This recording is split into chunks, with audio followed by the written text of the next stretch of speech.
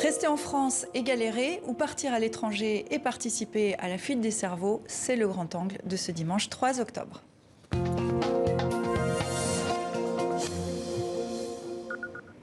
La France compte 70 prix Nobel, ce n'est pas rien. On pense par exemple à la lauréate du prix Nobel de chimie 2020, Emmanuelle Charpentier, qui a choisi de mener sa carrière à l'étranger. L'Allemagne lui a fourni son propre institut. C'est une critique récurrente. La France n'alloue pas assez de moyens à la recherche. Depuis 30 ans, les crédits n'ont cessé de diminuer, malgré les discours affichés des présidents de gauche comme de droite de faire de la recherche une priorité nationale. À côté de leurs travaux, bien des doctorants courent après les financements tout en cumulant enseignement et parfois petit boulot. Quelles sont les perspectives d'avenir dans le milieu académique? C'est le grand angle de ce soir. Déborah Chéry, bonsoir. Bonsoir. Vous êtes vice-présidente de la Confédération des jeunes chercheurs qui a pour but de représenter et défendre les intérêts des chercheurs en début de carrière. Et avec nous également Clara Roland, vous êtes doctorante en France. Vos recherches portent sur les maladies infectieuses, sur les virus géants. Vous soutenez votre thèse dans 2 mois et vous venez de rentrer d'Allemagne où vous postulez pour un post-doctorat. Clara Roland, pourquoi vouloir quitter la France ? Oh, c'est une bonne question. On a plus de possibilités à l'étranger. On a de meilleurs financements et on a aussi de meilleurs sujets. En tout cas, dans mon domaine, j'ai trouvé des sujets beaucoup plus intéressants à l'étranger qu'en France. Vous êtes un exemple concret de ce qu'on appelle la fuite des cerveaux? Oui, malheureusement. Avec tristesse? À regret?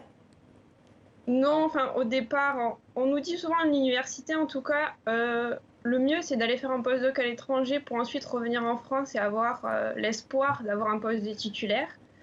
Au vu des 2 dernières années qu'on vient de passer avec le Covid, il est possible que l'étranger soit quand même beaucoup plus attractif que la recherche en France.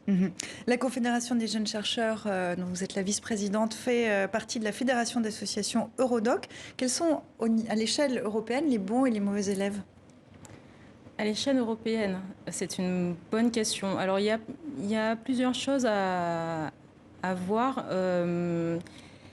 Il y a les chaires juniors qui vont apparaître, on peut dire ça, puisque vous n'êtes pas sans savoir qu'il y a la loi pluriannuelle de la recherche, qui maintenant s'appelle la LPR, la loi pour la recherche. Et c'est vrai qu'au niveau du gouvernement, on a été un peu déçus. Il y a quand même des avancées qui ont été faites, mais globalement, on est un peu déçus. Pourquoi? Puisqu'il y a une légère amélioration des budgets, mais concrètement, il y a des besoins réels, encore actuellement. Mais par exemple, on voit que l'Allemagne a, je disais tout à l'heure, 70 prix Nobel pour la France, 108 pour l'Allemagne. L'Allemagne est souvent citée en exemple. La prix Nobel de chimie est partie là-bas. Ça veut dire qu'en Allemagne, c'est plus simple de mener des recherches qu'en France? Peut-être qu'en termes de budget, c'est peut-être plus simple, effectivement, puisque nous, concrètement, en termes de postes, il y a des manquements à l'heure actuelle. Quand on voit que... il manque des postes.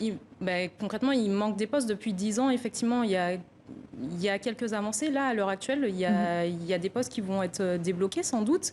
Mais on prend l'exemple, pour l'instant, en enseignant-chercheur, en 2009, c'était 4,4 candidats sur un poste. Maintenant, c'est 7,4 candidats en 2019. Donc c'est presque le double. Il y a différentes problématiques qui apparaissent. En France, donc, le nombre de doctorants a baissé d'environ 13% en 10 ans. Ça veut dire que ça ne fait plus rêver. Vous avez fait ce choix-là, Clara Roland, mais en gros, ça fait moins rêver? C'est possible. C'est possible. Faire un doctorat, c'est quand même 3 années, voire plus, très compliqué. C'est pas tous les jours facile. On a des horaires parfois vraiment impossibles. Il faut aussi savoir que tout le monde n'est pas payé quand il fait un doctorat. Les sciences sont payées en contrat, mais les autres spécialités n'en ont pas. Donc c'est aussi compliqué quand on n'est pas forcément en sciences de pouvoir combiner sa recherche avec possiblement un emploi à côté. Et c'est précaire en fait, c'est ça que vous nous dites? Oui. Oui, c'est des emplois précaires. Certains sont obligés de faire des demandes quand ils sont aussi en doctorat pour des financements, donc c'est pas facile. Mais ça, vous le saviez en démarrant, ça veut dire que c'est un peu un sacerdoce d'être chercheur? On le sait, oui, on le sait en démarrant. Après, moi, j'ai un cas un peu particulier parce que j'ai réussi à avoir le concours d'école doctorale où là, on est assuré pendant 3 ans d'avoir un contrat qui est financé par l'État. Donc, c'est sûr que de ce côté-là, on est un peu plus soulagé, mais il y a d'autres contrats beaucoup plus précaires. Et oui, enfin, on sait dans quoi on s'engage plus ou moins. C'est toujours, on a envie de faire de la recherche, on y va. Quand on a un chef qui nous pousse aussi, on y va et qui nous suit, on est très content. Je ne sais pas trop comment ça peut se passer ailleurs, mais c'est pas toujours aussi facile que moi, ça a été le cas en tout cas. Alors on ne le fait pas pour l'argent, mais on ne le fait pas non plus pour la sécurité de l'emploi. 3 ans après avoir enfin obtenu le titre de docteur, 10% de ces bacs plus 8 n'avaient pas trouvé d'emploi et 45% n'occupaient pas un poste stable, selon le rapport de l'État de l'emploi scientifique en France. Ça date d'octobre 2020, c'est le ministère de l'Enseignement supérieur. Donc vous dites vous aussi que c'est précaire ? Tout à fait, tout à fait. Je continue sur ce que Clara a dit, puisqu'on a déjà 26,3% des doctorants qui n'ont pas de financement pour leur doctorat. Et effectivement, il y a une situation concrète, c'est qu'il y a des docteurs qui ne trouvent pas de poste à l'heure actuelle, comme je disais, ces chiffres-là, et aussi dans l'enseignement, enfin, pour enseigner à l'heure actuelle dans la recherche, d'enseignement supérieur, on peut avoir le poste d'enseignant-chercheur. On peut aussi avoir le poste d'attaché temporaire d'enseignement et de recherche. C'est-à-dire que c'est comme le poste d'enseignant-chercheur, sauf que c'est un contrat à durée déterminée.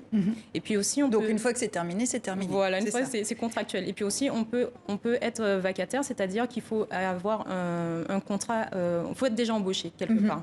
Et ça, c'est précaire, effectivement. Ce qu'on dit aussi, et c'est une autre difficulté, c'est que d'un point de vue administratif, c'est un parcours du combattant. Vous confirmez ? Tout à fait. Déjà, le poste d'enseignant-chercheur, c'est un concours. Donc, il faut avoir un doctorat et il faut réussir ce concours-là. Et pour être aussi vacataire, c'est remplir beaucoup de papiers, mais dans les faits concrètement, on n'est pas... C'est très, très compliqué d'accéder à ce statut-là. Et concrètement, ce qu'on a constaté, nous, avec la Confédération, on n'est pas forcément salarié pour l'avoir.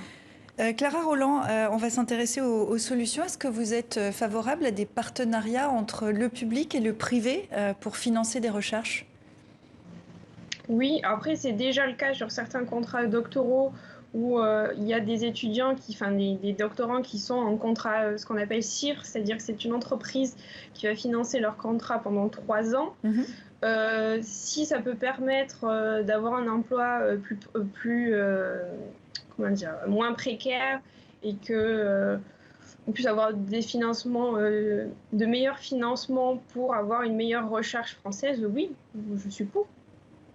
Mais là, vous évoquiez justement ce programme CIRM. Est-ce qu'il n'y a pas un risque que du coup, ça soit en fait les entreprises qui décident des recherches et des domaines de recherche ? Oui, c'est possible.